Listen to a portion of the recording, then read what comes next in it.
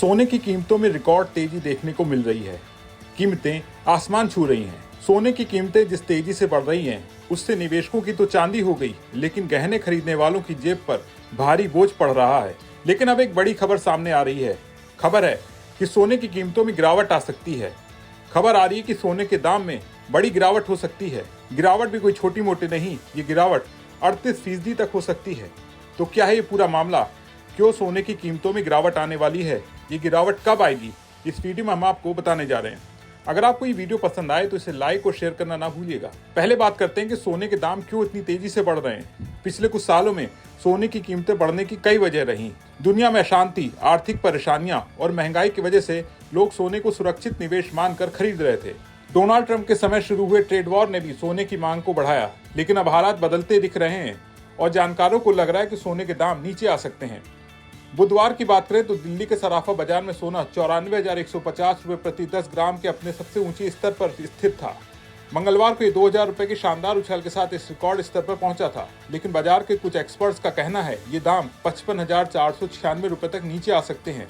America की financial company morning star के market strategic John mills का दावा है कि सोना $3,080 प्रति औंस से गिरकर $1,820 तक पहुंच सकता है, यानी करीब 38% की कमी।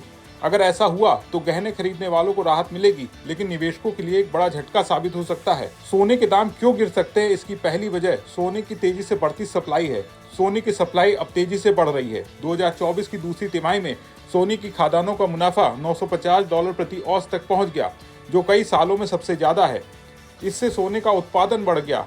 दुनिया में सोने का भंडार 9% बढ़कर 2,16,265 टन हो गया। ऑस्ट्रेलिया जैसे देशों में सोने का उत्पादन तेज हुआ है।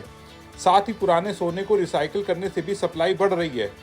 अब सप्लाई ज्यादा होगी तो दाम अपने आप कम हो सकते हैं। दूसरी वजह मांग में कमी के संकेत। अब तक बैंक और निवेशक सोना जमकर खरीद रहे थे। पिछले साल बैंकों ने 1,045 टन सोना खरीदा था, लेकिन वर्ल्ड गोल्ड काउंसिल के सर्वे में पता चला है कि 71% बैंक अब सोना कम खरीदेंगे या पहले जितना ही खरीदेंगे। मांग कम होने से भी दाम पर असर पड़ सकता है।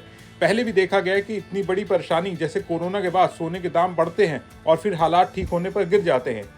तीसरी वजह बाजार में ज्यादा सोने का होना है। जब बाजार में सोने के सौदे बहुत ज्यादा बढ़ जाते हैं तो संकेत होता है कि अब दाम नीचे आने वाले हैं।